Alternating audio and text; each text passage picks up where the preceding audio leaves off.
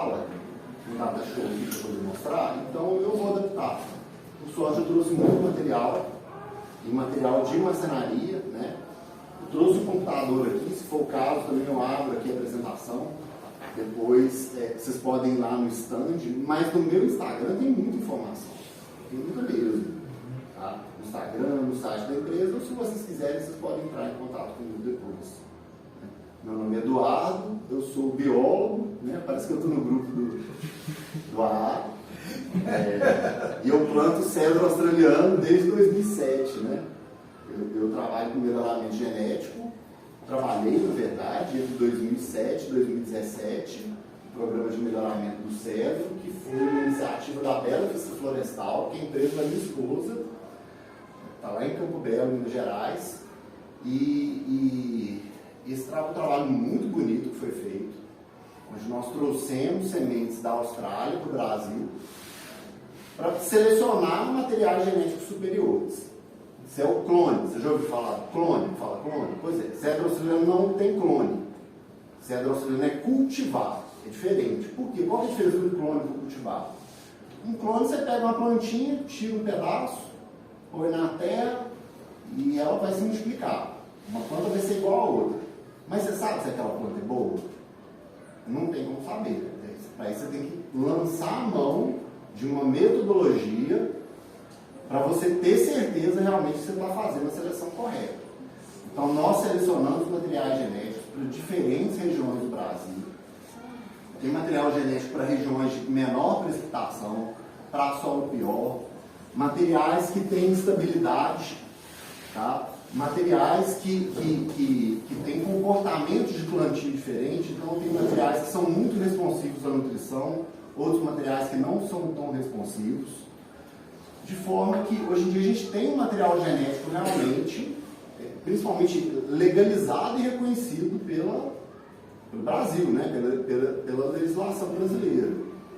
Outras espécies não têm. Vocês vão ouvir falar de clone de um monte de espécies. Tem clone de mogno, tem clone de teca, tem clone de louro, tem clone de jequitibá, são plantas clonadas. Existem programas de melhoramento também de outras espécies, que são muito interessantes, eu posso indicar vários para vocês. Tem outros trabalhos muito relevantes acontecendo. Acho que o trabalho mais relevante que todo mundo conhece aqui é o trabalho do eucalipto. Né? O trabalho que foi feito no eucalipto, hoje em dia você entra no RNC, você vê lá mais de 800 cultivares de eucalipto inscritos. Tá? E eu, assim, não sei se vocês concordam comigo, mas eu não conheço espécie melhor no Brasil. Vim falar de cedro australiano, mogno africano, mas vamos lembrar do eucalipto, que ele também tem tudo a ver com o nosso contexto, que se não fosse ele, a gente não tinha um pau em pé mais no Brasil. Não tinha sobrado nada. Tá? Porque o eucalipto, ele fornece madeira, ele fornece lenha, tá? Ele fornece também outros produtos madeireiros e não madeireiros, de forma que é por essa razão que ele é produzido aí de forma extensiva. Quando a gente pensa em eucalipto, eu acho que a gente pensa muito nisso aqui, né? Pensa muito nisso aqui. O que é isso aqui, gente? Isso aqui é 1 metro cúbico de lenha. Tá? Então, o eucalipto produzido com ciclos curtos, tá certo? Para uma finalidade, produzir energia. Quando você faz melhoramento genético para produzir energia, você não está ligando muito com a madeira. Você só quer que aquela madeira seja densa para poder liberar caloria. Tá? E você faz isso com um crescimento muito rápido e com um ciclo muito curto. Então, quem aqui já trabalhou a madeira de eucalipto e não gostou? Fui trabalhar o eucalipto e ele rachou. Fui trabalhar o eucalipto e ele empenou. Comprei o eucalipto e ele estava verde. Porque o eucalipto é comercializado assim no Brasil, gente. E você sabe melhor do que eu que madeira, para a gente poder trabalhar, ela tem que ter estabilidade. Ela não pode apresentar deformações, né? A madeira não pode trincar. Essa madeira tem que ter uma umidade específica para poder a cola funcionar bem. Tá? Se a madeira está verde, a gente não vai conseguir obter isso. Mas o mercado do eucalipto é assim. Quando vocês tiverem a oportunidade de comprar um eucalipto que está seco e que passou por esses processos e que tem maturidade, plantas mais velhas, vocês vão ver que madeiraço que é. Madeiraço madeiraço mesmo. Plantas com mais de 30 anos é muito comum a gente encontrar. Tá? Inclusive, não é só aquela madeirinha branquinha, não, né? Que a gente vê aquele eucalipto branquinho, aquelas plantas novas. Tem madeira com mais de 40 anos, que é madeira escura, madeira vermelha mesmo. Como se fosse qualquer madeira de lei no Brasil. Então, o meu objetivo aqui, entre outros, é reduzir o preconceito com relação a espécies de reflorestamento. Tá? Por quê, gente? Porque a madeira vai acabar, né? Chegar uma hora que não vai ter mais. Quem já está sentindo os impactos disso na marcenaria? Desculpa, eu vou fazer diferente. O que vocês fazem? De onde vocês são? Eu queria saber. Você? Eu sou de Patos de Minas. De Patos de Minas. A gente mexe com marcenaria criativa e Sim. moveleira. Legal. Aí é madeira de lei Sim. e de demolição. Sim. Agora, para a marcenaria criativa, a gente produz algumas coisas de compensado naval. Muito bom. É bem Mas principalmente nativa. Isso. Né? Tem alguém aqui que não trabalha com nativa, que trabalha com madeira de reflorestamento? Com qual madeira? Com eucalipto. Para qual finalidade? Carpintaria. Sim, que é produção de mesa, pé de mesa, telhado, regulado, forro. Que é talvez seja a segunda destinação mais comum do eucalipto, né? Porque é uma destinação que você consegue trabalhar com madeira verde. O cara serra, 30 dias depois você consegue montar um telhado, travar ele, que ele vai ter uma estabilidade ali, não é verdade? Trabalha, racha um pouquinho e vai. O resto do pessoal é robista. Quem é robista aqui? Vocês, seu Bernardo, né? Hoje eu sou robista. Sim. Eu tenho uma história da madeira, né? Nasci Sim. no meio da madeira, acompanhei o ciclo de reflorestamento. Eu sou de Santa Catarina. Sim. Você fala do eucalipto. Eu vendi muita madeira que foi feita de esquadrias, substituindo o cedro. Sim, sim. Né? Meu pai usava cedro para fazer Eucalipto esquadrias. cedo lá no sul, né? E daí, mas são as espécies de eucalipto. Né? São várias espécies. Agora, Santa Catarina hoje tem muito mais madeira do que tinha em 1930, quando meu pai estava lá. Exatamente. Mas um detalhe, a maior parte é pinos. Seleção muito grande, produção de MDF muito grande. Nossa, MDF então, gente, quem aqui não gosta de MDF? Eu vou dar pito aqui. Quem não gostar de MDF aqui, você não gosta de MDF, mas logo você, Marina. Imagina o que seria esse Brasil sem MDF. Eu acho que o MDF é aí. Não, assim, é um negócio amorfo, né? Sem graça. É sem graça. Não, Mas acho que você põe a estampinha dele, fica bacaninha. Eu tenho conforto, assim, É. da precisão que tem na área Exatamente. de construção de prédio, essas coisas, mas o MDF, eu acho assim, eu tenho um trabalho que eu paguei para fazer na minha casa, 3 armários de banheiro. Sim. Eu sei fazer, mas eu quis pagar para um amigo para que... Você não tem que mexer. Eu não gosto de mexer mesmo. Que legal. O marido, eu compartilho com vocês. Só que aí. tem 6 anos, né, tá lá, já teve lugar que disse que era o melhor MDF que tinha, né? Agora tem um verde muito bom. Deve ser melhor do que esse daí. Que é, era o melhor que tinha. aquele à prova d'água, muito bom. Sem fio dentro da água. Outro dia eu fiz o marceneiro falou, leva os 2 pedaços para testar. E eu fiz o teste, eu fiquei impressionado. O negócio ficou vários dias dentro da água e não estufou. Impressionante, mas custa o dobro do preço do outro também. Né? Mas eu compartilho com você essa versão ao MDF, por ser um negócio sem graça, ser uma maneira de processo, mas a gente tem que entender a importância que o MDF tem no Brasil, do ponto de vista de conservação. Porque eu não vou entrar em política aqui não, tá, gente? Não vou falar de política em momento nenhum. Mas conservação do meio ambiente é um benefício para todo mundo. Para os animais, para as pessoas, para as empresas, para todo mundo. Então, promover conservação, usar os recursos de forma mais adequada, é fundamental. Então, daí que o MDF cumpre o papel dele. Haja cozinha e banheiro, né?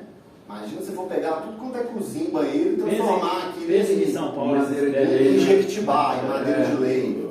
Né? Acabou. Mas tinha mais. voltando no Nem seu casa não seu tinha mais, né? o eucalipto e o pino, sabendo trabalhar com eles dão um excelente Exatamente. né? Sabendo trabalhar e quem vende também sabendo beneficiar. Sabendo entregar um produto, ter um produto adequado, um produto seco, bem cerrado. Até o preparo dele, até do plantio, até chegar né, na casa do cliente. Sim, tá bem, sim. né? Exatamente. O pinus até seca mais rápido, né? Mas, enfim, as madeiras elas têm diferenças e eu acho que isso aqui é o mais bonito, porque a gente tem a oportunidade de buscar o que a gente precisa num ponto específico. Tá? E aí que a gente entra para falar dessas espécies que eu vim falar hoje, que são o cedro australiano e os mognos africanos.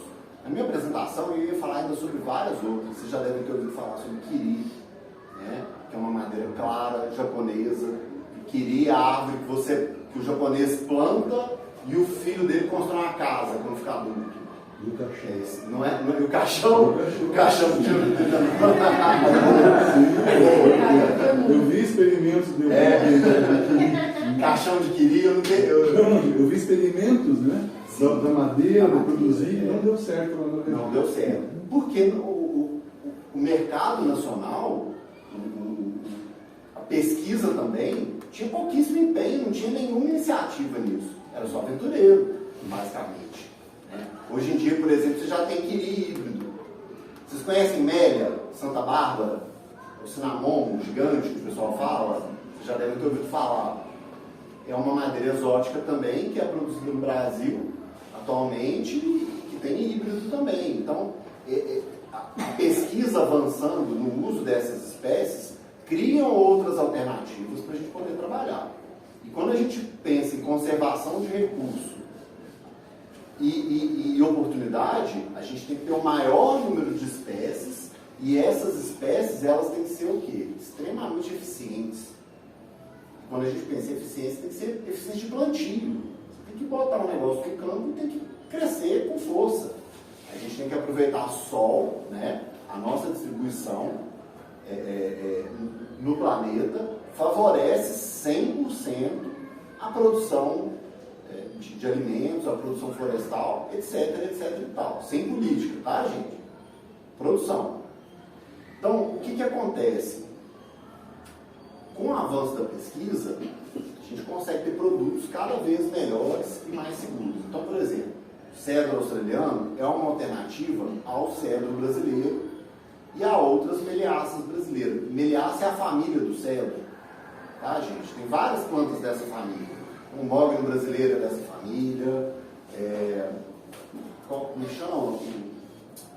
Aquela vermelha, canjerana é dessa família. Tem várias árvores dessa família. Da mesma forma, poderia falar, por exemplo, do jequitibá, que é uma espécie que tem sido pesquisada e cultivada no Brasil agora. Então, em breve, vocês vão poder comprar jequitibá de reflorestamento. Louro frejó é outra espécie que tem sido cultivada também. Eu tenho vários clientes que têm plantado essas espécies. Isso é muito bom. Às vezes, o produtor ele paga o preço do pioneirismo. Porque a falta de conhecimento e a falta de interesse do governo ou de instituições privadas em investir nessa pesquisa criam alguns gaps, né? Criam alguns espaços que desfavorecem você fazer aquilo. Então, por exemplo, quando eu comecei a mexer com o cedro australiano, quando o Gustavo e o Bernardo começaram a mexer com o cedro australiano, não tinha informação nenhuma. Nada. Não tinha nada. E como é que produz uma muda? Como é que eu planto isso? Depois que plantou, o que eu faço com isso? Hoje em dia a gente sabe tudo. Tem informação bibliográfica, tem tudo. Tem isso para o eucalipto, tem para mogno africano. E para as espécies que não tem, hoje em dia a gente tem um senso comum de produção e de conhecimento que permite a gente extrapolar essas informações para outras e evitar um mundo de erro passado. Um mundo, tá? Então, enfim, não vou ficar fazendo mais muito rodeio, mas o meu objetivo aqui é, marceneiros, temos madeira de reflorestamento sendo produzida de forma local que vocês não estão acessando. E essa madeira, eu vou falar bem baixinho, para não sair no vídeo, porque depois vai para o Instagram e o pessoal fica sabendo os custa barato. Essa madeira está custando muito barato. O que é uma madeira barata para vocês? Quem trabalha, você, o que é uma madeira barata para você que trabalha com nativo? Até Angico é barato, metro cúbico, mas aí passou para Cumaru, para Roxinho, para... Nossa, já foi pro mar, eu tô imaginando o preço. Aí já é muito caro. Sim. Mas assim, Mas fala um preço, dá um número pra gente de uma madeira barata, assim. Então uns 3 mil reais o metro cúbico é barato. É barato. É. Bem barato. 3 mil. Mas é o metro cúbico. Mas esse é o preço que você compra e revende. Aí depois... Esse é o preço do varejista para você que faz revenda. Né? Porque aí vai... Mas você não vende por esse preço, você vai... Não, aí não. Você tem uma série de impostos, tem transporte, Não, aí tem... tipo, você compra ela e você produz ou móvel, ou... Você beneficia. Você vai beneficiar. Aí depois na sua mão, que é o metro cúbico, né, que a gente Isso. fala. Aí você tem um metro cúbico de produto no final, Isso. ele... Aí ele fica pode isso, ir. né? Exatamente. Aí é isso. Por isso que é barato, porque aí demora um pouco voltar, mas ele volta. Então, gente, anota o telefone dela que ela tem canal de madeira barata. Esses 3 mil aí no Angico eu achei bem barato. Mas mas é a região a nossa, Sim. né? Sim. Não, é Patos Faixa de Minas, Minas, é Triângulo. Mas a oferta de madeira que vem do norte, gente, às vezes ela está chegando aqui no depósito, é comum você ver madeira no mínimo 7 mil. Eu vou lá em Campo Belo para poder comprar madeira, a madeira que você tem, tamarindo, mais barata, 5 mil, 6 mil. Não, aí esses assim Sabe? Daí você vai para o cedro brasileiro, foi para 12 mil. Então, é comum nessas espécies de reflorestamento, existem oportunidades de compra que vocês conseguem comprar essa madeira barata ainda. E isso, eu acho que isso é diferencial. Daí eu tenho um monte de produtos aqui, no meu stand também tem outros produtos, eu não consegui trazer tudo, para vocês olharem e ver se tem alguma coisa que desabona aquele objeto, tá? Em relação ao uso dele normal. Por que eu não poderia dar isso aqui com a criança? Que a Letícia e a Fernanda ia ficar brava, né? É delas. Tá? Mas eu poderia fazer um brinquedo para uma criança, tá? Eu poderia fazer, por exemplo, um deck de móvel africano, como esse caso aqui, tá? Poderia fazer uma guitarra, né? De cedro australiano. Inclusive o Tiguês ficou doido, né? Até comeu a madeira. Tá? Tem alguma coisa que desabona isso aqui, gente? Deve ter, um monte. Porque foi eu que fiz, eu não sou bom. Mas se você colocar isso aqui na mão de um cara bom, ele faz um negócio muito bom. É muito bom. É porque eu sou robista. Isso aqui faz parte do meu trabalho como robista. Tá? Então, eu vejo nisso oportunidades. Tá? E qual que é a dificuldade nesse momento? É que você sabe que madeira a gente não usa verde. E a madeira, a gente não estala o dedo, ela cai em prancha seca no nosso pé. Então, a gente está num momento onde é necessário que exista a procura e o interesse de vocês, marceneiros, para poder começar a movimentar esse mercado, para que os produtores consigam efetivamente entregar a madeira para vocês. Foi isso que eu vim fazer aqui. Eu vim contar isso para vocês. Porque o pessoal que produz essas espécies, eles fizeram tudo para vender muda, para vender de tudo que eles puderam lá para trás. O cara plantar a floresta, prometeram mundos e fundos, mas esqueceram de combinar com vocês. Tá? Esqueceram de combinar comigo. Quem foi no marceneiro perguntar para ele se era bom ou se era ruim, se tinha interesse ou não tinha interesse. E é essa a conclusão que eu chego cada vez mais forte, de que os marceneiros, eles não têm conhecimento dessas oportunidades. São grandes oportunidades. Tá? Então, para que eu preciso trazer uma madeira do Pará, ou do Tocantins, ou dos estados do norte, que são os produtores de madeira hoje em dia, se de repente eu posso acessar uma madeira de forma local, sem pagar um frete absurdo? Igual era na década de 70. Porque na década de 70 era assim. Cortava madeira aqui em São Paulo, levava para a serraria aqui em São Paulo, secava às vezes essa madeira, ou não, acho que secador não tinha, mas tinha laminador, tinha um monte de segmentos da indústria madeireira que acabaram com a extinção econômica. Acabou a madeira em São Paulo, entrou proibição, deslocou para onde a madeira estava, que foi para o norte.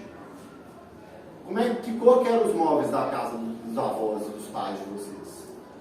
Vocês lembram? Vermelho, né? Vermelho ou então o quê, Marildo? Preto. Preto. E agora? Que cor que é?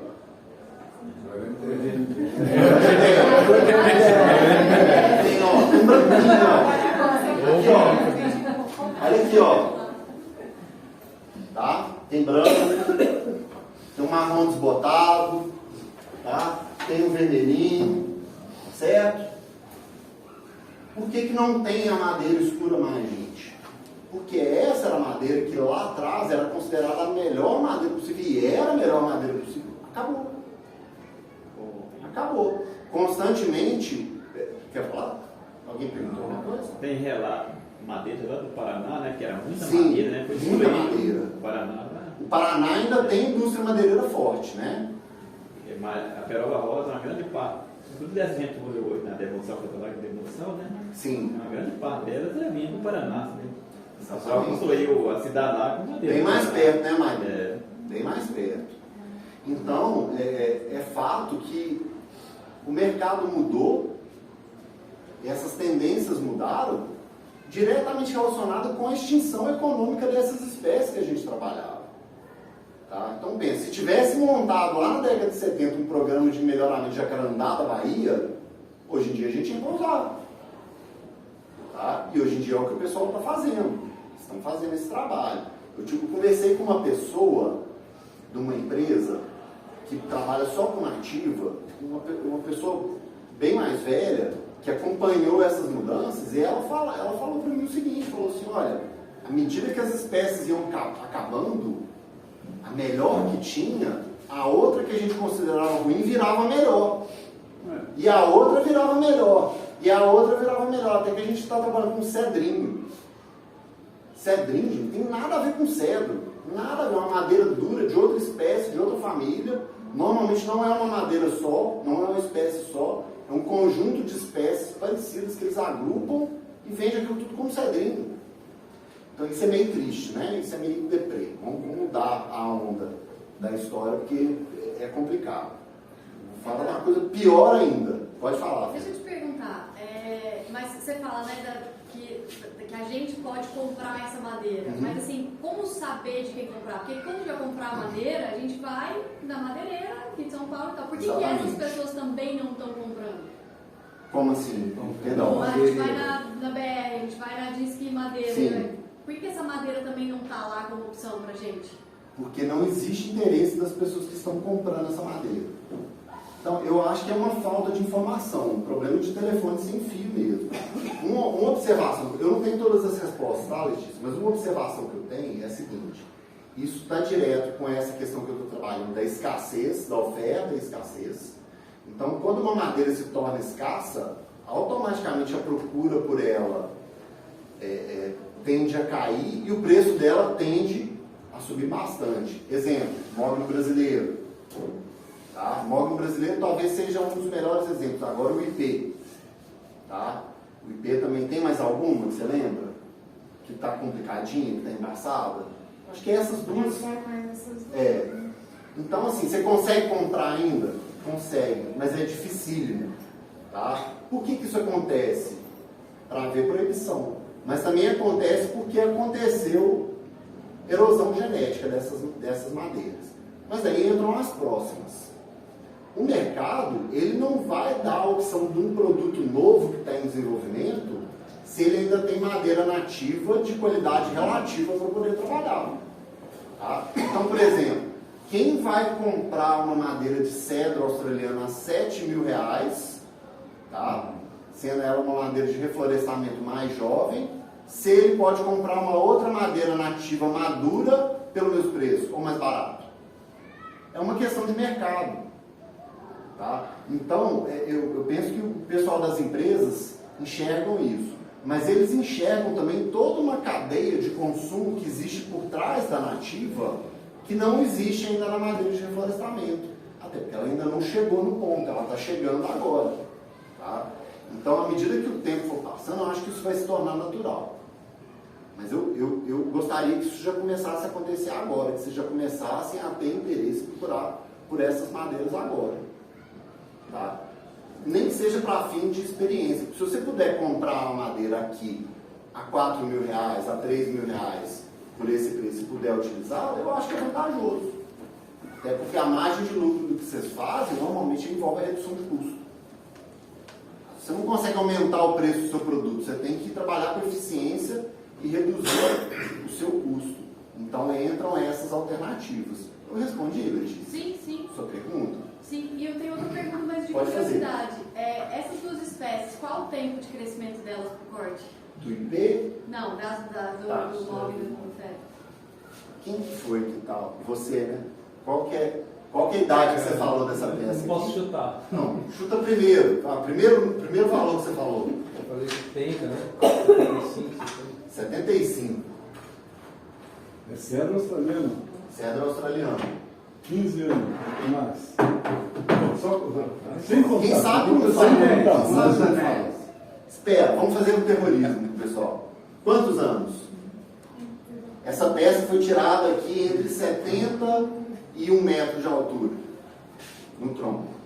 Tá? Você vê aqui que você tem aqui um pouco da sapopema, né? Que é tradicional nessas árvores mais velhas, que é aquela raiz tabular que vai crescendo ali na lateral. Letícia. Gente, olha aqui. Eu não vou falar que você falou pra Faz isso aqui com outra bolacha. Me elogiou eu. Hã? Deixa eu ver. 15 anos. 15? Não. Você já me falou a idade dela, viu? Mais? Não, você É menos. menos de 15 É anos. menos que 15? Menos que 15. Não, você misturou com um isopor. Ixi, agora bagunçou. Eu ia colocar a quantidade E agora? aí já fica furada. O Pinos não faz isso. Aí vocês já estão depreciando a madeira, vocês estão vendo? É isopor, o que mais? Misturou. É espuma. Não, mas é Espuma. mas cedro é mais O pessoal lá do Espírito Santo fala que é madeira boa para rolha. Já ouviram essa? Gente, isso aqui tem 7 anos. É? 7 anos. Mas já cortou na mão.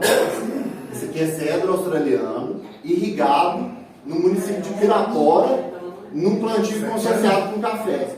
7 anos da muda ou da semente, sei lá? Do plantio da muda do chão.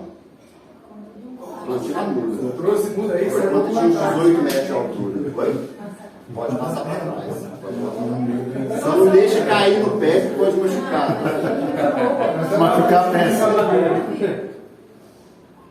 É muito leve, né? Mas então a irrigação ajudou, com certeza ajudou muito. Se vocês observarem, os anéis de crescimento, eles não estão bem definidos. Até porque essa peça está com tratamento com stem por cima, acho que um PU, que não está deixando ver. Mas O ela ideal seria seria a gente lixar. Isso é criança. Criança mesmo. Uma árvore dessa fica 400 anos, 500 anos fácil. Que é o que a gente cortava na Amazônia. Tá? Ou seja, são árvores maduras. Uma árvore dessa aí demora pelo menos 12 anos para começar a dar flor. Então, nem maturidade sexual você pode dizer que essas espécies têm ainda. Tá? Curiosidades. Dá para trabalhar com isso aí, gente? Imagina você como um produtor florestal conseguir produzir dentro de uma área de hectare em 7 anos 300 indivíduos desse aí. Olha o volume de madeira que a gente faz. Mas não tem a maturidade adequada ainda. Então existe uma convergência. O que é a madeira de reflorestamento? Como é que se chama? O que é a madeira de reflorestamento boa? É a madeira que você tem convergência do volume com a maturidade. Porque muitas dessas espécies, se elas forem realmente muito novas, não vão dar problema. Você não vai conseguir trabalhar. Você vai ter que lançar a mão de opções dentro da marcenaria para você conseguir estabilizar aquelas peças que você faz. E daí isso exige da cuca do marceneiro. Se o marceneiro fizer com isso daqui, igual a Marildo faz lá, que ele pega um jatobá, uma peça mais densa, mais pesada, e fizer igual, não vai dar o mesmo resultado. Vai dar problema, perdão. Pode falar. Não, eu tô com um monte de dúvida agora. Pode fazer. Pode perguntar. Aí você tem quem vem com essa muda aí. Tem. Eu já quero plantar domingo, entendeu? Sim. Na segunda-feira, Quanto você você tá quer? aqui. Quanto você quer? Fala. Eu não sei. O problema não. Peraí, eu tô entendendo as suas dúvidas. Eu vou Quero vou saber se o tentar. Marildo vai trabalhar ela daqui a 7 anos. Eu vou tentar responder da seguinte forma. Eu não sei se o objetivo aqui é a gente falar de técnicas de plantio. Eu queria ficar, talvez, mais da serraria para frente ali. Mas o ponto é o seguinte. Se você for fazer qualquer coisa, você tem que saber fazer. Não é só pegar a muda, enfiá-la no chão, raiz para baixo, copa para cima, está garantido, não. E esse é um problema muito sério dentro do Brasil, que é outra razão que eu vim fazer aqui, que é mudar o conceito de vocês com relação à produção florestal. Porque o eucalipto deixou o pessoal muito mal acostumado. O eucalipto você enfia no chão, todo mundo já cansou de ver aquele negócio sair, você planta, pior que fique, a floresta sai. As outras espécies não. Eu já Então, plantei você eucalipto, tem que ó. ter conhecimento técnico para você conseguir fazer o negócio acontecer. E você tem que acompanhar. Você vai se tornar um agricultor. Não é plantar lá e largar lá que resolveu, não. Tem que ficar em cima. Tá? Senão dá errado. Senão a floresta não sai. O investimento que você fez que não é barato, você vai perder. Como se você estivesse plantando milho e tivesse dado uma seca, por exemplo. Tá? Daí na minha palestra, metade dos slides era assim, gente, pode plantar, mas ó, dá formiga, pega fogo, dá geada, chove granizo. Tem um caso de disco voador, tem um cliente meu lá em Serraninha. Tá? E aí... Serraninha plantou? Serraninha tem muita gente que planta lá, alface, tem muita gente. Você é da região lá? Poços, Pois é. Tem. Cara, se precisar de madeira na região ali, eu arrumo. O problema é exatamente esse. É serrar essa madeira e secar essa madeira para poder colocar na mão do marceneiro. E esse negócio não está acontecendo do ponto de vista do produtor. Então, na verdade, está faltando serraria. Não acho que está faltando serraria. Porque serraria é um negócio extremamente caro, é um negócio extremamente técnico, é um negócio extremamente específico. E o produtor rural, ele não deve montar uma serraria. Não, está faltando no ciclo, isso que eu quero dizer. No funcionamento, sim. Mas eu acho que a gente consegue trabalhar nesse momento com escala artesanal. Só que para isso, quem que tinha que encampar esse processo? Quem que entende madeira serrada, gente? Não é o produtor. O produtor entende árvore. Quem entende madeira são vocês. Você que sabe se a madeira está verde ou está seca. Você que sabe se você serrar a madeira com a fibra assim, com a fibra assada, vai dar um resultado X. Então, eu acho que é aí que o elo da corrente não está fechando. Como os marceneiros não têm envolvimento, eles estão alheios a essa iniciativa, tá, de produção florestal no Brasil, porque essa madeira aqui não é para fazer carvão, não. Isso aqui é madeira serrada de alto valor. Os marceneiros, eles tinham que dar os seus pulos.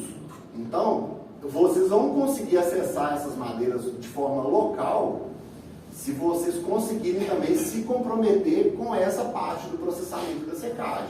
E daí, além dos problemas, eu também vejo um monte de oportunidade. Um monte de oportunidade. Porque não tem ninguém serrando, gente prospectando, gente plantando, gente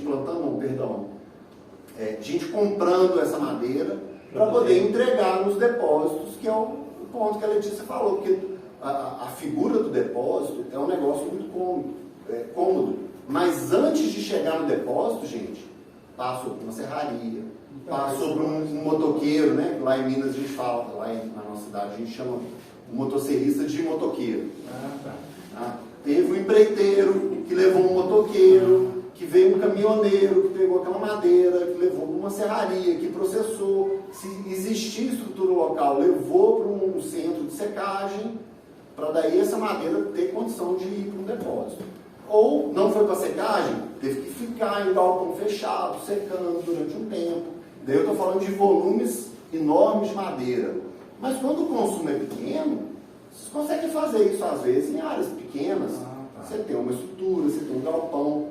E inclusive eu trouxe até o meu sombrite aqui, gente, Não sei se o meu tempo está extrapolando, Letícia, Não, não tem. mas eu trouxe o meu sombrite aqui para lembrar para vocês que eu vim aqui falar sobre técnicas de secagem de madeira de reflorestamento e que nenhuma delas leva sombrite, tá, gente? Pelo amor de Deus, não põe sombrite na madeira, que estraga a madeira toda. Ah, tá. Achei que era Pô, Tá? Eduardo, Não, pega sombrite, joga fora. Joga fora. Joga fora. Tô brincando. Eduardo, eu tenho uma Mas, pergunta. pode falar. Em relação ao tratamento dela sobre pegar bicho cupim, essas coisas, Sim, sim. dessa madeira aí. Pois é, todas dão. Eu não conheço nenhuma madeira que não dá cupim, especialmente brancal, né? O alburno. Eu trouxe essa peça aqui, principalmente para mostrar para vocês, para ajudar vocês a entenderem coisas que vão trazer problemas em características técnicas da madeira que tem a ver com o crescimento da árvore, tá? Então, o cupim ele está aqui, ó. Ele está nessa região mais externa aqui, que é o quê? Que é o brancal. Tá? O brancal está muito próximo das partes vivas da planta que estão aqui na casca. Aí que dá A parte viva da planta está aqui na casca. É a casca que cresce, deposita uma camada de madeira para trás, e a cada estação de crescimento, ela engrossa mais. Ela vai crescendo por camadas, ela vai fazendo sobreposição de camadas. Tá? E essa madeira é uma madeira não consolidada. Aqui não está muito claro que eu citou, e o cedro é uma espécie que tem uma relação entre o branco e o cerne muito pequena. Inclusive é muito bom, né? O problema é quando é a teca, por exemplo. A teca é o contrário. Aqui, desenho? Aí, ó. Ali tem um branco ali, Aqui ó. onde eu tô com o dedo aqui, dá pra ver bem a parte do brancal. Mais para sua direita também tem Aqui bastante. também, né? aquela ali é E aqui, Essa madeira, gente. e aqui dá pra, não sei se vocês conseguem ver daí, aqui dá pra ver bem aonde a broca atacou aqui a parte mais clara, Exatamente, que é a parte aqui, mais ó, é o aqui, ó, não burro. precisa ir longe não, ó. Tá na mão aqui, ó. Tá, Mário? Aqui, ó. Tá bloqueado. Isso daqui, gente, são besouros. Tem centenas de espécies de besouros. Eles são chamados de coleobrocas. É uma família específica de besouros que coloniza o alburno da planta. E ela é atraída pelo processo de secagem. Durante a secagem, a planta emite, normalmente, evapora álcoois específicos que atraem esses besouros e eles vêm colonizar a madeira. Tá? Então, por exemplo, às vezes o besouro que está aqui não é o mesmo besouro que o Gustavo tem lá, ou que um outro produtor em um outro município tem, porque você tem a fauna associada de diferentes biomas. Tá? Alguns mais agressivos, outros menos. Por isso tem lugar que a espécie Saldeobroca e em outro lugar não. Tá? Mas essa madeira é uma madeira não consolidada. Esse branco significa que está faltando lignina. Lignina é o componente que, ao mesmo tempo que traz densidade, também traz dureza e também traz esse aspecto de impalatabilidade para o inseto. O inseto ele tem dificuldade de comer a lignina. São poucos insetos que conseguem fazer isso, mesmo de plantas mais jovens.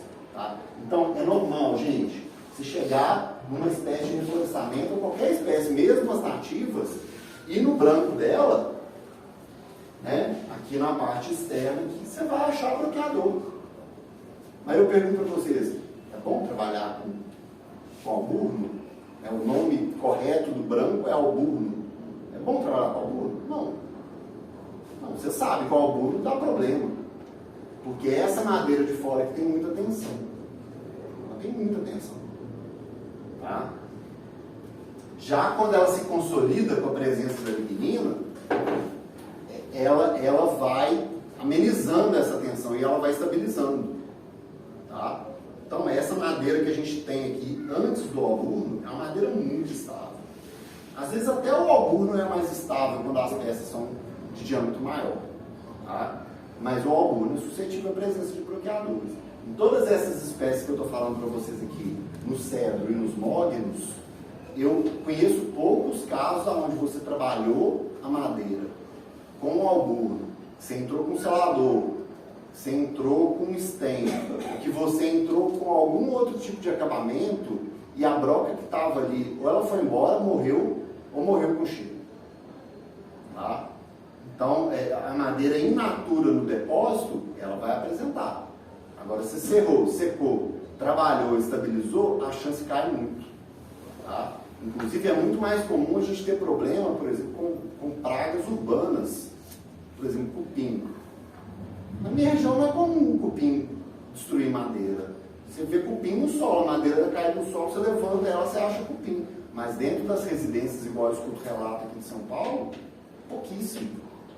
Porque os cupins daqui, o cupim paulista é complicado. Ele está extremamente adaptado a trabalhar com aquele tipo de situação. Tá?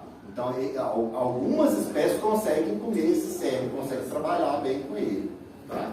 Mas aí, gente, ó, daqui do albuno até aqui, a gente tem cerne, beleza?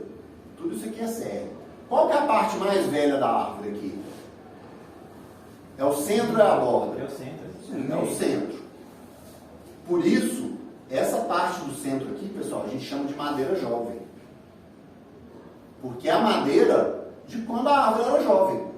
Apesar de ser a madeira mais velha que a planta tem. Tá? Daqui para cá, a gente chama isso aqui de madeira adulta.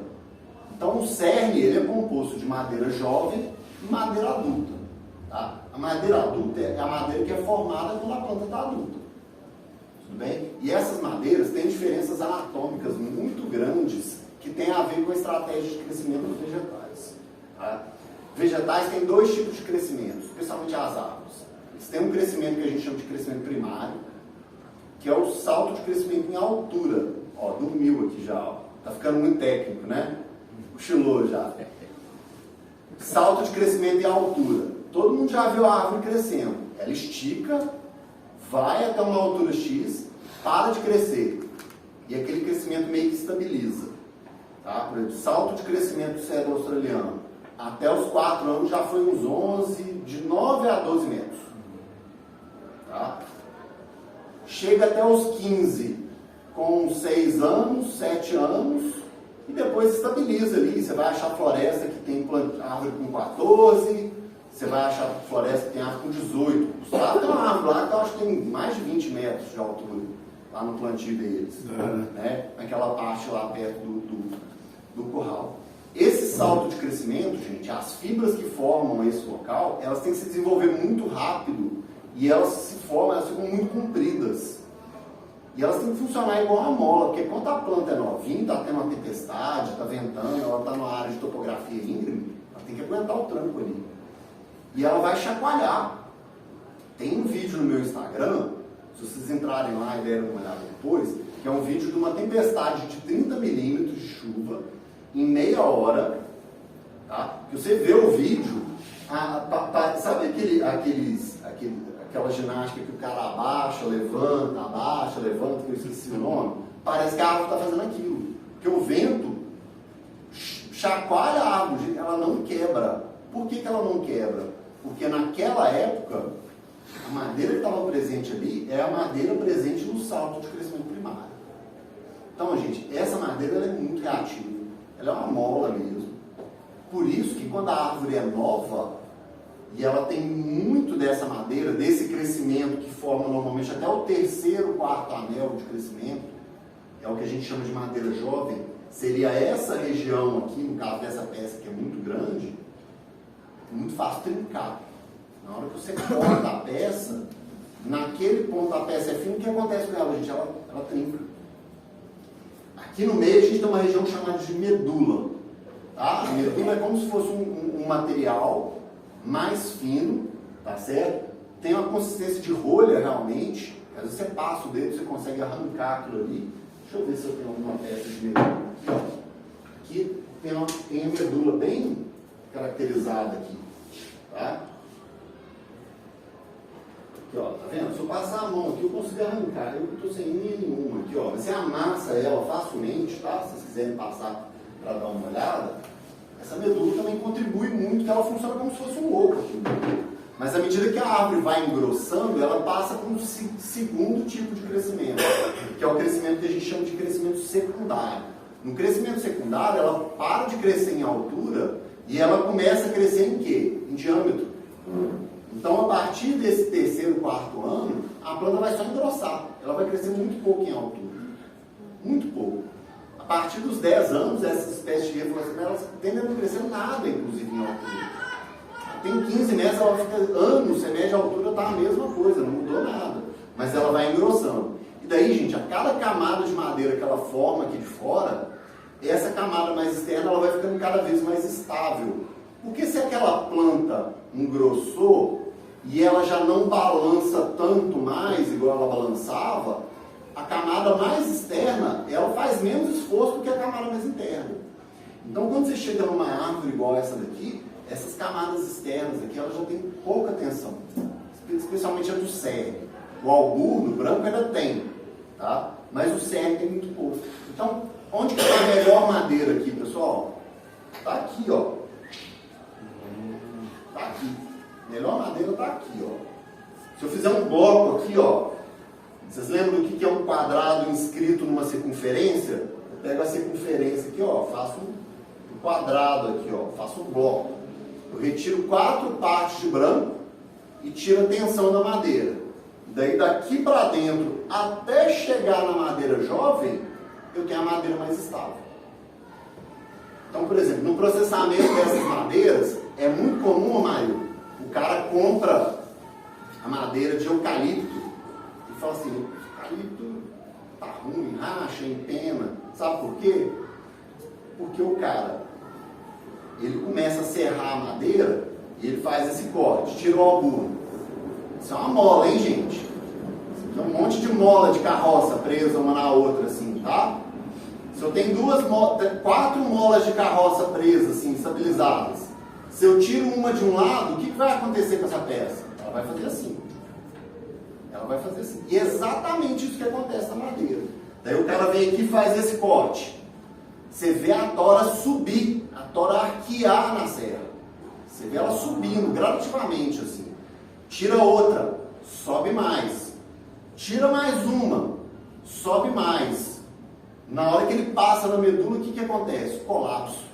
Estoura na cara do caboclo. Já vi tora pular assim, né? A prancha pula na mão do carro. Eu já trabalhei com... Você já viu isso acontecer? Eu já cortei madeira com tanto de eucalipto, tanto de outras madeiras de lei, né? Tora grossa, não se motosserra. Eu trabalhei com isso aí. Sim. Agora não, quando era mais jovem. Entendeu? Há 30 anos atrás. Então, isso, rendia muito isso acontecer, entendeu? Exatamente. Por exemplo, você corta uma tora, seja uma madeira que for, você é madeira bem assim, dura, a massa dela, né?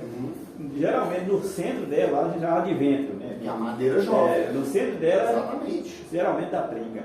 Exatamente, é a madeira jovem. Mas aí é que entra um ponto muito interessante. Esse aumento da tensão para gerar esse colapso aqui no meio, ele foi provocado. Ele não é natural. Vamos pensar da seguinte forma. Eu fiz o bloco. Daí eu venho aqui, eu tiro uma camada de madeira aqui. A tensão que estava aqui embaixo empurrou a peça para cima. Beleza? Daí agora eu viro ela. Agora eu tiro essa fatia aqui, ó. Certo? Daí a tora fez assim. Daí eu rodo ela de novo. Eu venho aqui e tiro outra peça. Agora a tensão veio para o outro lado. Na hora que eu tiro a 4ª peça, ela está igual quando você começou. Você estabilizou a tensão no centro. Vocês entendem? Porque gradativamente eu fui tirando cortes, promovendo a redução da tensão nessa parte central. Então a técnica de desdobro, a técnica de processamento dessa madeira influencia muito na qualidade que você vai obter depois. Você pode produzir árvores lindas, e se você serrar errado, a madeira vai rachar e vai trincar tudo. Eu fui atender um pessoal lá em Três Marias, e o pessoal estava serrando eucalipto assim. Passando. Tudo rachado. Cheguei lá, estava tudo rachado. Daí eu fui dar uma consultoria pro pessoal, atendi, falei com eles assim, gente, nós temos que virar essa tora. E o cara lá assim, não, que isso dá muito trabalho, a tora é pesada, não sei o que e tal, parará. Mas vamos tentar? Se não rachar, daí você me conta depois. É lógico que racha, gente. Racha, sempre vai ter uma trinquinha. Mas você não tem aquele colapso, o negócio não estoura de uma vez. No outro dia o cara me ligou, falou assim, a madeira está do jeitinho que você tirou, ela está aqui. Porque de um dia para outro a peça vai abrindo. Tá? Essas peças vão abrindo. Então, esse processo da tensão influencia muito na qualidade da madeira. Então, a posição do corte, a idade, a concentração de lignina na peça e a técnica de desdobro tem muito a ver com a madeira ter qualidade ou não. Mas Vocês mesmo, estão vendo como é que mudou completamente a ideia que a gente pode fazer de uma peça de eucalipto? mesmo sendo a mesma madeira, de uma Sim. região e de outra região, por exemplo. Sim. Varia, às vezes é uma região plana, outra de montanha. Exatamente. Isso aí tem esse problema também com trinca, né? Você sabe aquelas antenas escoradas por cabo? O cara monta uma peça, escora cabo, os 4 lados. Ele vem, põe outra peça, escora cabo. Põe outra peça. Daí você olha de longe, está aquele negócio em pé, com aquele monte de cabo escorado. Tá certo? Enquanto está em pé, as tensões naquela peça ali, aquela antena, elas estão bem desenvolvidas. Corta 2, 3 cabos daquele ali e joga aquela antena no chão. Você acha que ela vai ficar reta? Ela vai ficar toda enjambrada. Toda enjambrada.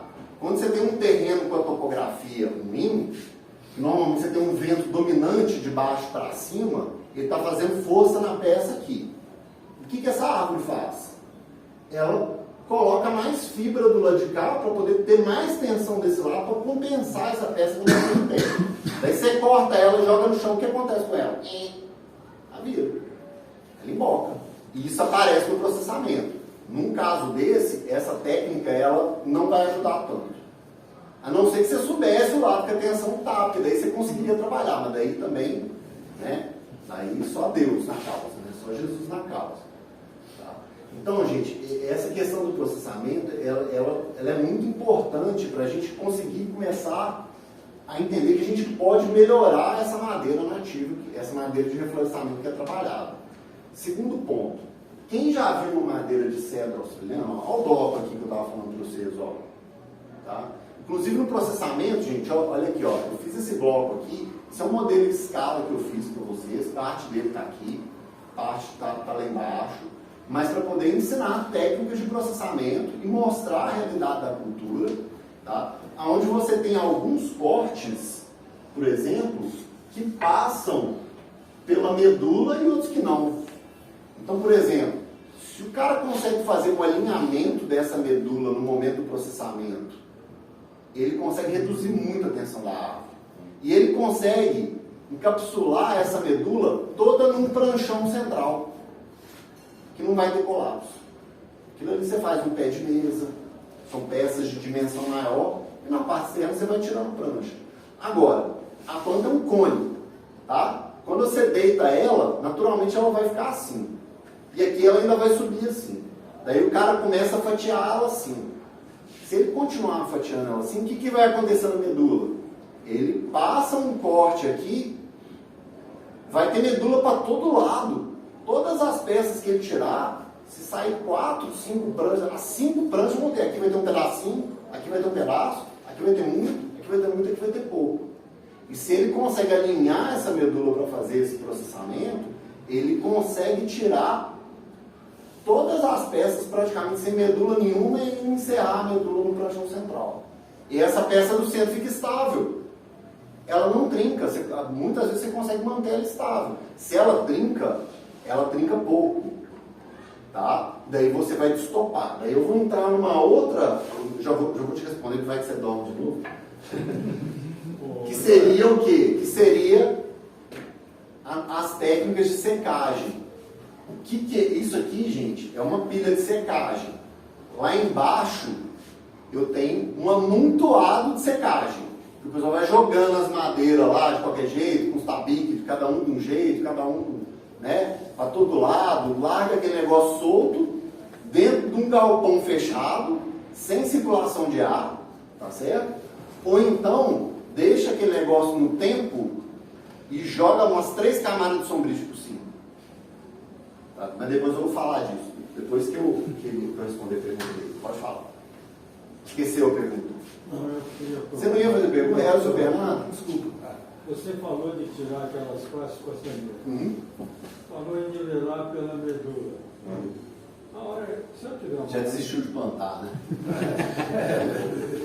Se eu estou com uma raiz bastante cone, esse primeiro corte das costaneiras, eu devo seguir a distância da medula, ou eu devo, digamos, medir mais ou menos em cada anel do ângulo e tentar tirar assim meio, não reto. Eu vou responder a pergunta do senhor de outra forma. Não. Tá?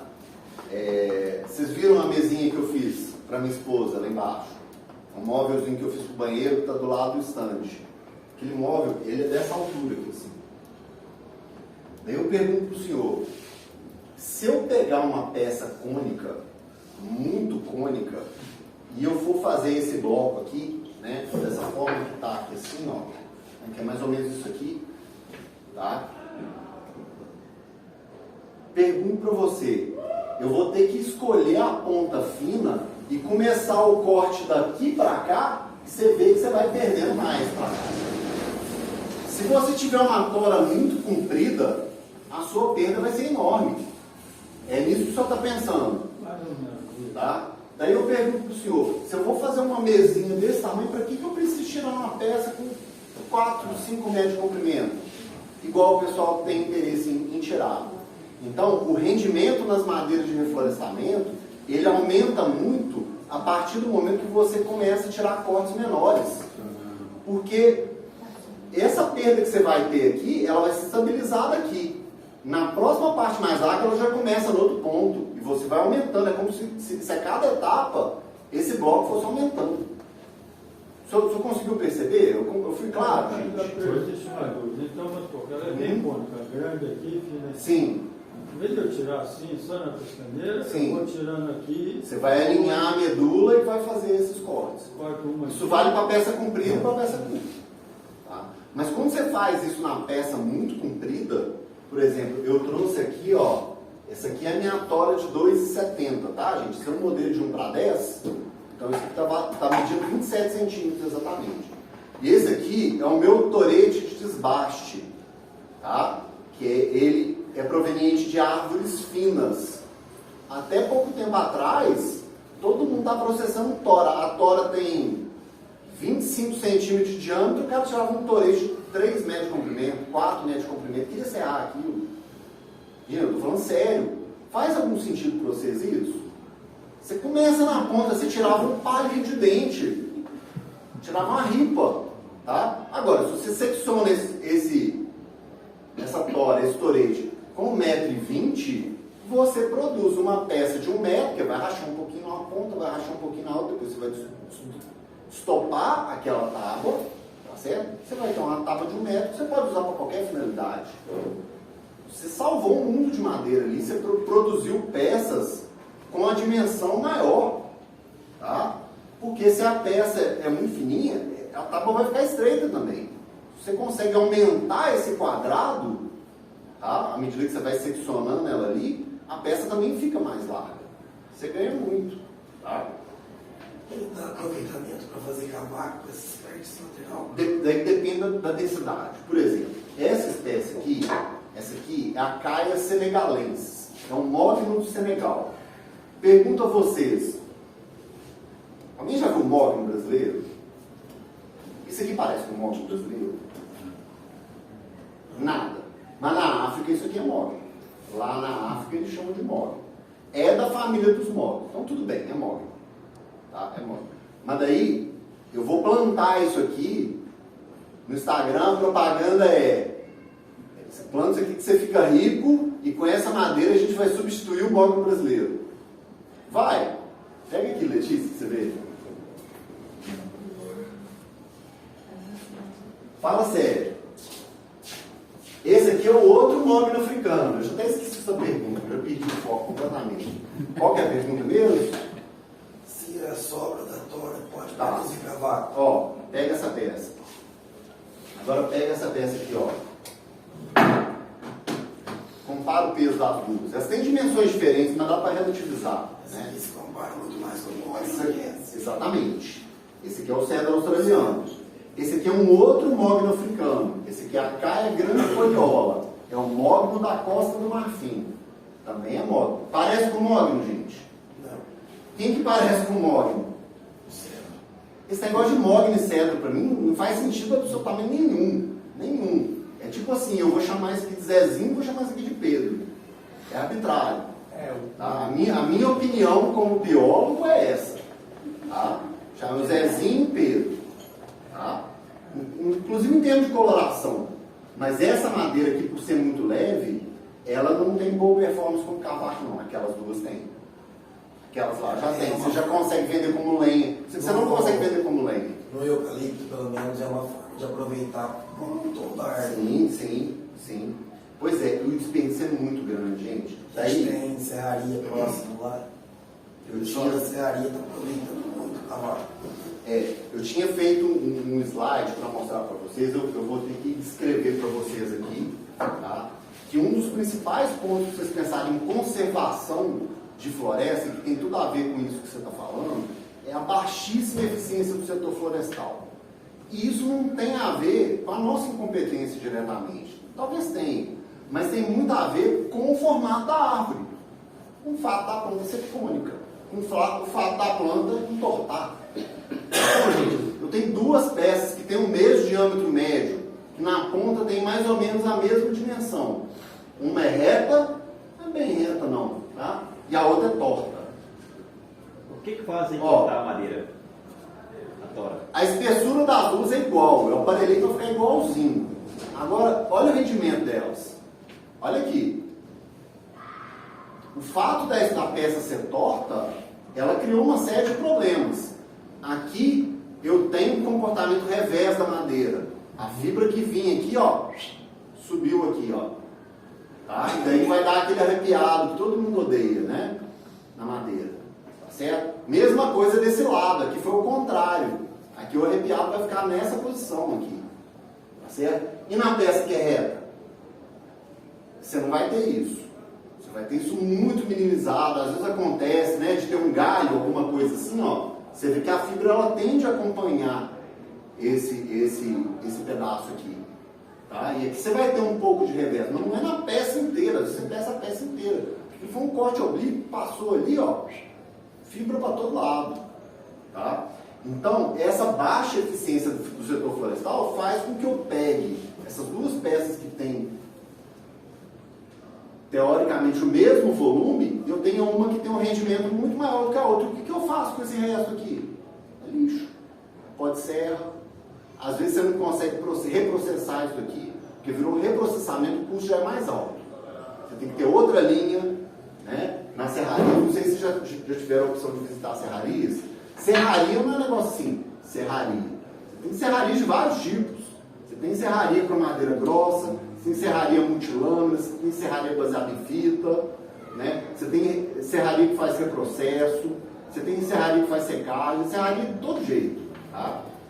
Aqui no Brasil está muito comum a serraria multilâmina, que é aquela serraria que funciona com serras circulares para a produção de peças de pequena dimensão. Ela vai serrar madeira entre 20 e 35 centímetros de diâmetro. Passou de 35 de diâmetro, tem que ir para a serra-fita. Tá? E a serra-fita? A serra-fita, para você botar uma peça com menos de 35 centímetros de diâmetro, 40 centímetros de diâmetro numa serra-fita, não vale a pena. Porque o tempo que você gasta para pôr uma peça ali e rodar e fazer, entre a peça grossa e a peça fina, é quase o mesmo. Então pense isso em custo de mão de obra. Você processar uma peça fina ou processar uma peça grossa, a peça fina é muito penalizada pelo tempo. Tá?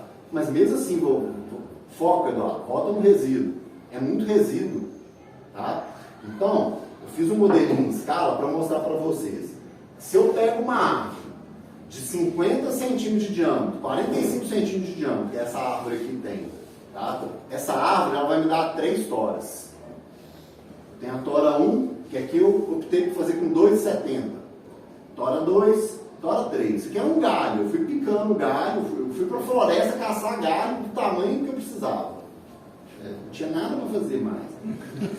Ainda bem, né, Letícia? Senão eu não tinha que mostrar aqui agora. Né? Normalmente, sobra ali alguns toretes que são mais finos, que você não consegue, mais na ponta da árvore, você não consegue tirar uma tora grande. Você vai seccionar em tamanhos menores. Você vai fazer peças de 1,20. Tá? E o resto da árvore, gente? O resto da árvore é isso aqui, ó. É lenha. É madeira que você não consegue processar. Então, a minha árvore, essa árvore aqui, com 15 metros de altura, 45 de diâmetros a 1,30 m de altura, que é o DAP, diâmetro à altura do peito, que é mais ou menos essa altura aqui, assim, que a gente mede, tem um volume de 1,5 metros cúbicos. Tá? Na hora que eu preparo a árvore e retiro isso daqui e jogo fora, aqui deu 1 metro, tá? Que é 10 por 10 por 10.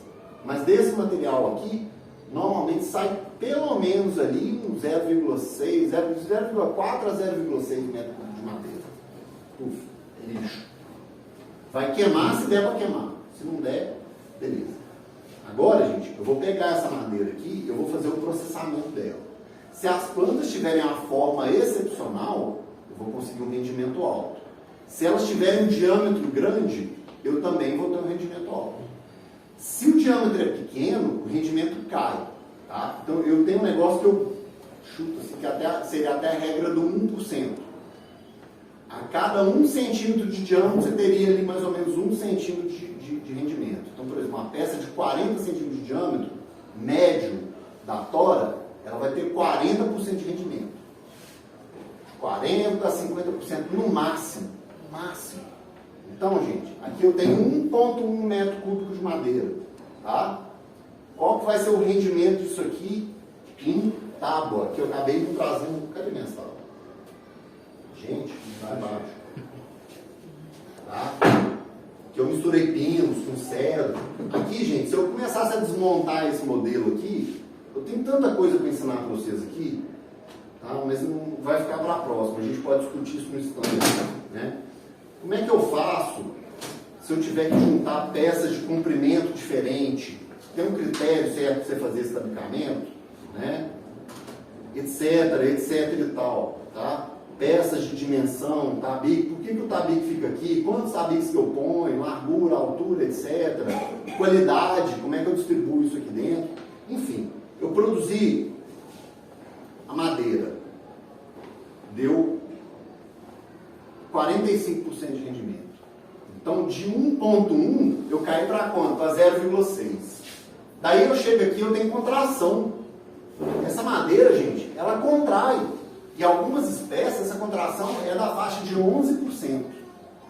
Tá? Então, o meu 0,6 contrai muito ainda, tá certo?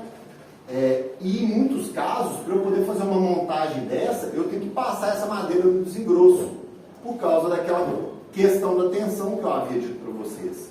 Pensa bem, a peça está lá na serra bonitinha. Eu faço um corte, a tensão daqui aumenta, ela joga a tora para cima. O próximo corte eu bitolo ele bonitinho, mas na hora que eu fizer o corte aqui reto, a parte central ela vai ficar alta, ela vai ficar mais alta. E pensa bem, eu vou montar uma pilha de madeira, bonitinha dessa aqui. A primeira camada fica reta, a segunda fica reta. Lá na 7ª camada você começa a ver que a pilha está arqueada. Se você subir aquela pilha com 10 metros de altura, a última peça, depois de seca, você pode fazer um arco e flecha com ela. Ela vai ter a forma exata ali de um arco. Pergunto para você se é adequado secar a madeira dessa forma. Totalmente inadequado. Porque quando você seca a madeira numa posição, você sabe que ela vai ficar naquela posição. Então você forçou o empenamento da madeira. Então muitas vezes essa madeira, depois de serrada, ela tem que passar no desengrosso para poder bitolar essa peça. Você conseguir montar uma pilha estável igual essa daqui. Tá? E nesse bitolamento, gente, de 0,6, que era o que eu obtive aqui no processamento, cai para 0,4. Então eu comecei com a árvore de 1,5, cheguei na madeira serrada, seca, com 0,4. Letícia, qual que é o rendimento da marcenaria? Não é MDF não, é cerrado do Marildo. Você compra um metro de madeira, sim. Quantos metros de produto você tira no final? Olha, não, geralmente a gente compra um metro para tirar 20% de perca, né? 20%? Não, de perca da madeira serrada. Seca, serrada, eu logo. Sim. 20%. Perde 20%. Você já derrubou mais ainda o meu número. Pois é, por exemplo, na madeireira, toda vez que eu vou na madeireira, eu ponho tem nó, tem a mais, picado, tem um veio. Corte, estéreo, corte, entendeu? A madeireira geralmente vem de 50%. 50. Sim. Você sabe me falar qual é o rendimento de produto? É porque eu acho que tem uma diferença. Sim. É que dá a impressão que, quando eu falei assim, que eu compro a madeira, sei lá, R$3.000 um metro cúbico. Não esquece valor, pensa só em Não, volume. assim, só que o que acontece? Ela chega semi-processada lá. Entendi. Ela já A maioria chora, das né? coisas a gente que faz. É uma madeira muito beneficiada já, né? Não, Já tem- dá a impressão que normalmente o foco de vocês é tábua. Por exemplo, Não, às vezes prancha. Você tá com cara de tábua, mas essa peça aqui na escala tem 5 centímetros. não, então, excelente. Aí a gente compra assim também. Mas e quando secciona ela, a gente compra ela também. Às vezes é só um corte transversal e é ali que a gente vai tirar as peças. Por exemplo, nesse exemplo aqui, parece que você perdeu para ficar um cubo, né? Assim, quadrado. Sim.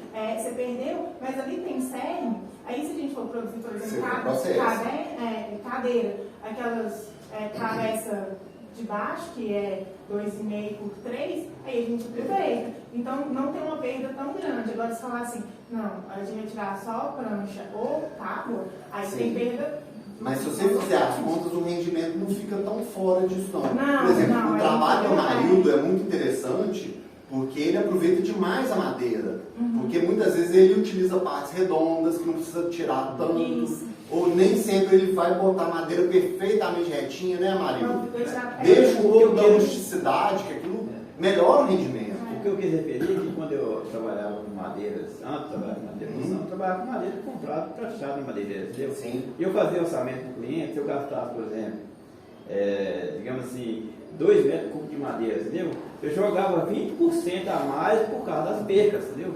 Tá, mas daí, 20% a mais. Você chegar no volume que você precisa. Não, Mas daí você começa a passar na só que serra. às vezes não chegava naqueles 20%, você joga Mas aí quando 20%. você compra. Para não ter perda, entendeu? Às vezes você compra 2 metros, chega lá, você usa 2 metros e 0,5, né, por exemplo, então... Isso. Se você tiver que aparelhar a madeira, você perde muito. É Um cortezinho fininho numa peça larga, sei lá, meio milímetro, você tira um volume enorme de madeira. Depende do formato. Enorme. Aparelhando, você já perde 10%. Daí você começa a fazer corte, fazer ripa. Cada corte de serra, gente, às vezes a serra, é porque a gente consegue serra boa, serra de 3 milímetros, 2,5 milímetros de corte, mas tem hora que o cara trabalha com a serra de meio centímetro de corte. Perde muita madeira. Perde muita madeira. Ela empena. Ela empena, você joga aquela peça fora, você erra. É fato que, até onde eu sei, os números que eu tenho visto, rendimento de madeira em marcenaria, gente, é de 40% a 60%. Eu calculei uma vez No com uma máximo, cadeira, no máximo. dava perto de 60%. 60%. Então, por exemplo, costaneira, Tinha muita espremeu, curva. pegou a costaneira, torceu, saiu um caibro ali, né? Você conseguir fazer alguma pecinha. Mas tem hora que não dá pra você fazer isso. Então, gente, assim, que ponto que eu quero chegar? De 0,4, na marcenaria eu caio para 0,2. De 1,5 metro cúbico de uma árvore de reflorestamento, eu caí para 0,2 metros cúbicos de produto. Isso é 13%. É ruim demais. Agora, pergunto para vocês.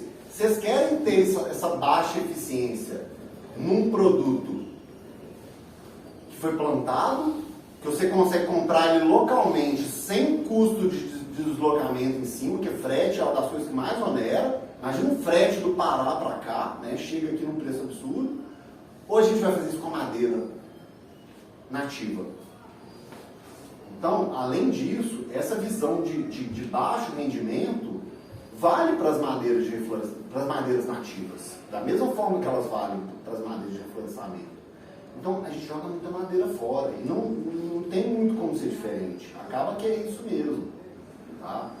Então, eu queria que vocês pensassem nisso, né? Porque às vezes vocês, que são marceneiros, vocês pensam só da tábua para frente. Vocês não voltaram lá na árvore para ter essa noção. Mas a eficiência é muito baixa. Dá dó. Isso aí dá dó. Quando fala assim, vou cortar uma árvore para fazer madeira. Não me dá dó. É assim, a gente é humano, a gente faz isso mesmo. Agora, quando você pensa que o rendimento é tão baixo, eu fico com dó. Daí eu fico mesmo. Você falando em frete, quando eu trabalho em madeireira, eu trabalho em madeireira, sabe? Já trabalhei em serraria, trabalhei em madeireira, trabalhei no mato, tirando madeira, tudo, né? Você já foi motoqueira? Então, é difícil esse trabalho, né? Então, assim, quando eu trabalhava em madeireira, o frete do Pará até aqui, até no sul de Minas, onde eu moro, ficava mais caro do que a madeira comprada lá, né? Vinha 30 metros por numa carreira, por exemplo, né? Mas a madeira no mato, ela sai quase de graça. É. O cara que pega uma concessão dessa para poder tirar madeira, grande. Gente, eu queria encerrar aqui agora, fazendo com que vocês falam só mais um ponto sobre a madeira de reflorestamento, para vocês pensarem exatamente sobre isso.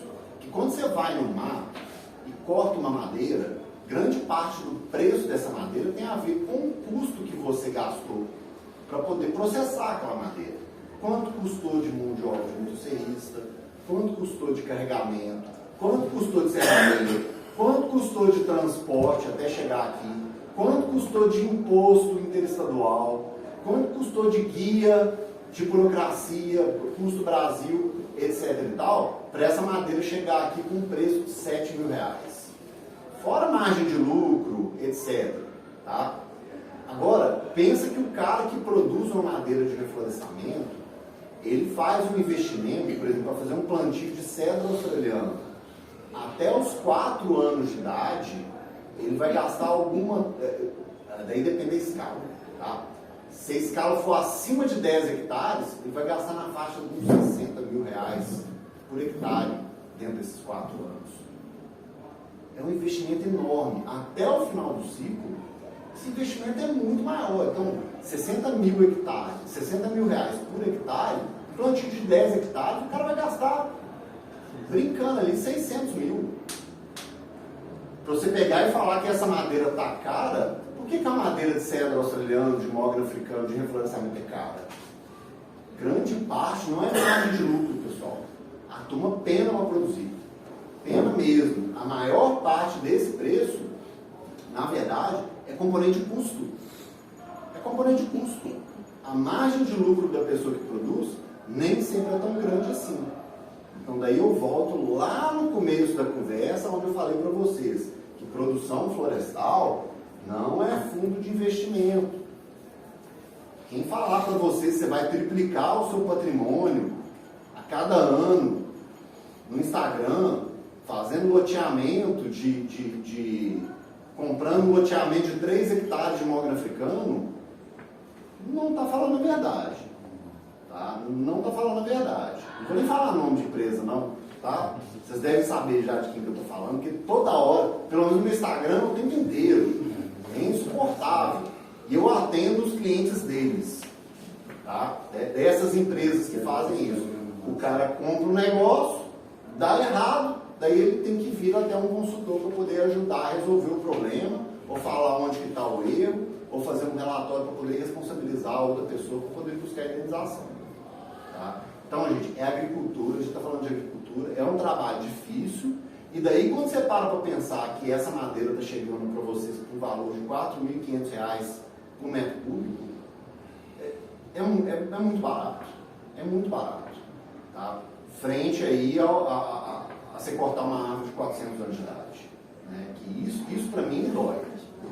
Isso para mim dói. Você cortar um organismo do tempo do Cabral, dói. Sabe? Não pelo Cabral, pelo organismo. Mas é isso que eu tinha para falar para vocês, gente. Eu agradeço a atenção e saber se tem mais perguntas. O pior é que lá para cima, o legalista para tirar um caminhão de madeira, eles tiram 10 caminhão, né? Ah, não, isso aí, se a gente for falar disso, Mário, é outra fala. É outra fala, exatamente. Não, fora o cara compra mogno, o cara compra, como é que fala, cedrinho, vai ver, tá tudo roxo, né? Caminhão. Abaixa a tampa, tá tudo roxo. Hoje eu evito trabalhar com madeiras compradas assim, eu sempre estou reciclando, né? Minha verdade é reciclável, então madeira biológica, né? Um dos pontos piores desse extrativismo é o problema da erosão genética e da extinção econômica. Então fala assim, o mogno brasileiro, não, mas tem um mundo de mogno lá na Amazônia ainda, que já podia cortar. IP, tem um mundo de IP lá para poder cortar. Só que, gente, árvore é igual a gente. Tem um mais bonito, tem o mais feio, tem o mais alto, tem o mais gordinho, tem o mais magro, mais inteligente, o mais burro. Quando você tem uma população de plantas e o cara quer cortar, em qual que ele vai? Na bonita, na que tem a melhor forma, na melhor de todas ali. E se você pega uma população e elimina todos os indivíduos bons e só sobram os ruins, dificilmente você vai conseguir fazer um trabalho de melhoramento genético depois para buscar variabilidade genética dentro daquela população para poder tentar melhorar aquilo de volta ao que era. Não tem volta, acabou. Acabou. Então, isso é um trabalho de pioramento genético. Por isso que chega num determinado ponto o pessoal proíbe o corte. Porque o que tem lá não é mais representativo. A gente vê isso com o cedro brasileiro, a gente vê isso com o jacarandá, a gente vê isso com o pau-brasil, a gente vê essas aves, nenhuma é reta, nenhuma tem bom fuste, é só bolinha. Bolinha de fuste curto. Tá? E muitas delas nem tem boa taxa de crescimento. Tá? Bom, então com esse climão que eu deixei para vocês, encerro a palestra. Tá? Obrigado pela atenção de vocês. Tá?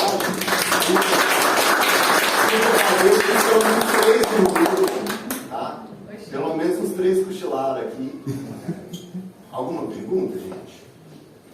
Missão cumprida. Missão cumprida? Sim, obrigado. Eu fiquei curioso, depois do corte da árvore, tem um tempo ideal para ir para a serraria? Tem. É melhor verde, o mais verde Esse possível? tempo, ele é negativo. Se você pudesse processar a árvore antes de derrubar ela, a madeira ficaria melhor. A cada minuto que a árvore passa no campo, ela está em processo de depreciação. Porque, pensa bem, a árvore ela está cheia d'água, só água. A maior parte do peso da tora que você pega, de madeira verde, é água, muita água. Gente. Uma árvore tem, às vezes, milhares de litros de água. Ela vai contrair. À medida que essa água sai, ela contrai. Essa contração gera tensões durante esse processo na tora, só piora a situação. Por isso que a tora fica lá no chão, rapidinho ela começa o quê? Ela começa a trincar. Senão ela ficava estável. Não teria problema. Quando você tem trinca e você processa uma planta trincada, aquela trinca já vira perda. Tá? Agora, tudo bem se for só isso, mas quando a madeira fica em contato com o chão, ela inicia um processo de decomposição anaeróbica. Tá? Você tem fungos e bactérias que começam a colonizar aquela tora, aproveita aquela umidade e começa a fazer um processo que a gente chama de ardido. Você já ouviu falar do ardido? Você conhece, né? O Amarildo eu sei que conhece. Engraçado, eu tinha separado, mas eu acabei não trazendo uma peça com ardido aqui, para vocês poderem entender. O ardido ele é muito característico. Se vocês quiserem, passem lá aqui, gente, um medulão de mogno aqui, ó. Olha aqui, ó. Tá? Passa lá para vocês verem o que é uma peça ardida, porque é muito característico. Na base da tora, normalmente você tem uma infiltração de bactéria que deixa uma mancha marrom com esse formato aqui assim. Tá? E se aquela madeira continua secando, continua no tempo jogada no chão, 1 mês, 2 meses, você começa a ter colonização de fungos apodrecedores da madeira. E esses fungos, aqui tem um pouquinho, olha a diferença. Essa peça aqui, tá? Aqui ainda serve com essa peça aqui. Estão vendo essas manchas mais escuras, mais acinzentadas? Esses fungos apodrecedores de madeira, eles produzem melanina. Mesmo a melanina que a gente tem na pele, eles vão depositando aquela melanina amarela, a madeira fica cinza. A madeira fica completamente cinza. Tá? E às vezes aquela mancha incrusta, que você não consegue tirar aquilo, não é igual quando a madeira fica no sol, que você dá uma lixada, ela volta. Não é aquilo não, a madeira fica toda manchada. Em alguns casos, dependendo do tempo, você pode ter problema até estrutural, porque o fungo e a bactéria estão quebrando a celulose. Aí você vai lá, você entra com formão, não sei qual de vocês falou isso, você vai cutucar, aquela madeira ficou macia, de repente arrebenta ali. Aquilo é a ação do fungo. Então, você tem várias razões para você poder serrar a madeira no outro dia que você derrubou. Serrar mesmo. Tem fase de luta derrubou, traçou, levou para serraria, processo e tabica. É isso que tem que fazer. Tem fase fase de lua também, né? Na época de tirar a madeira. Nossa, mas isso aí dá quase uma dissertação de mestrado, isso aí. Isso dá uma briga danada. Porque, por exemplo, todo mundo fala assim, que lua que eu tiro a madeira? Isso é igual perguntar pro careca quando que vai cortar cabelo. Porque eu acho assim, quando você tem uma árvore, você pode ser até a lua. Mas quando você tem um plantio de milhares de hectares, você não pode entrar na equação. Você tem que trabalhar com o processo, você tem um processo industrial, não dá para esperar. Estação de chuva ou de seca? Estação de seca, de preferência, porque a chuva, ela aumenta os custos da logística, né? Você não consegue movimentar a madeira na chuva. Você tem que parar a operação, na verdade, quando começa a chover, né? Mas fora que o crescimento dela não faz diferença, então. Fora que quando a umidade relativa do ar é muito alta, a água sai mais devagar da peça para o ar. Porque é isso que acontece, né? A água pula, ela evapora, tá certo? Por causa da diferença de pressão atmosférica e pressão de vapor entre o ar e a madeira. Até que ela atinge a umidade de equilíbrio. Tá? Aquela umidade de equilíbrio ali é o momento que a água para de sair da madeira e ela fica muito parecida com a umidade relativa do ar. Aumenta a umidade, a madeira ganha água. Reduz a umidade, ela perde água. Mas quando ela está verde, ela só perde. Então, se você corta no final da estação chuvosa, a umidade relativa do ar está só caindo. Então, você consegue fazer uma secagem muito mais rápida dessa madeira. Então, você tem ganhos. Até na secagem forçada, você vê ganho nisso. Tá? Porque na secagem forçada, você gasta quase 30 dias para secar uma madeira. 30 dias no secador.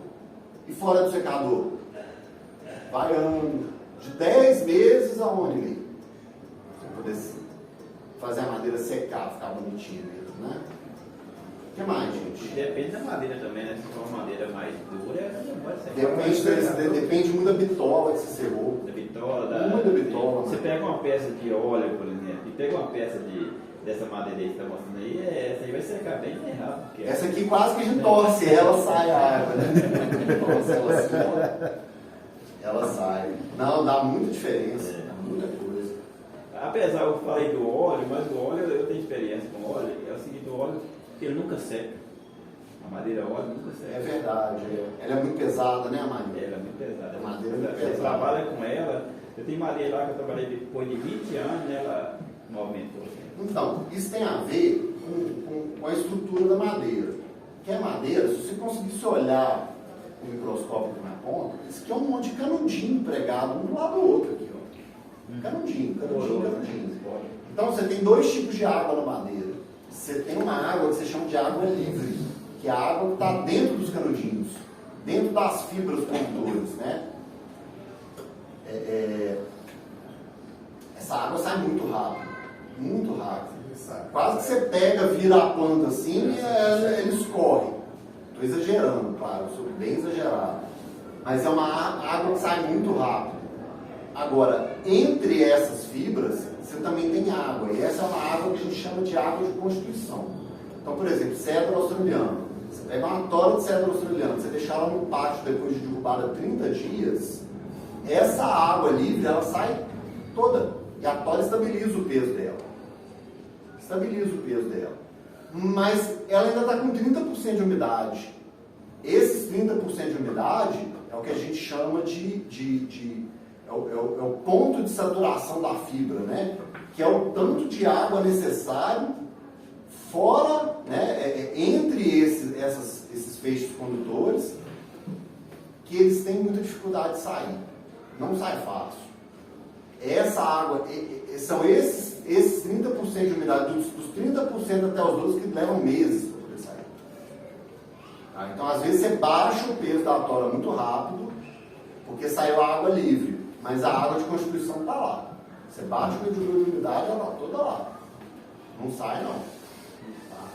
Aí vem muita madeira, o pessoal fala que a madeira foi seca, madeira do norte do Brasil.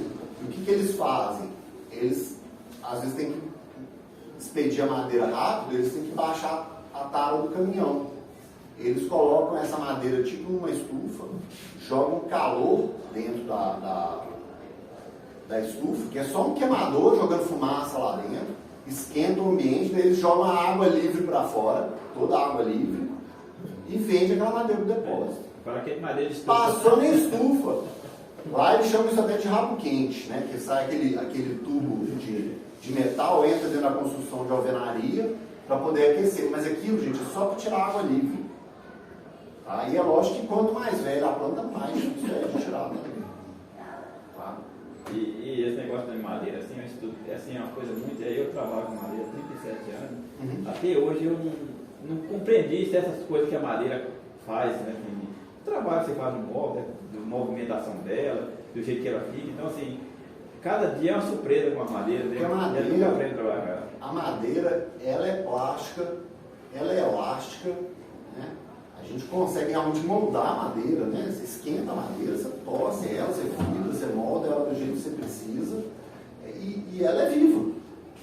Tá? E cada madeira, cada árvore, e às vezes dentro da própria árvore, você tem às vezes comportamentos ali de crescimento da fibra, diferenças de idade, por exemplo, igual eu falei que a parte do centro era mais velha, da borda era mais nova, a ponta também é mais nova que a base. Então muda muito. A gente não tem muito o que prever, né? O que ajuda muito é esse estudo que vocês fazem aí, que né, tá passando essa fase, é importante pra gente, porque sim, isso ajuda a gente, né? Mas mais um conhecimento. Mas tem hora, bicho, tem hora que não dá. Por exemplo, eu estava conversando com o Tiguês ali embaixo e ele estava falando do instrumento da Fender, né? Fender é uma marca super famosa, mas eu já toquei em alguns instrumentos da Fender. Um instrumento não é igual ao outro, mas não é igual. O som completamente diferente.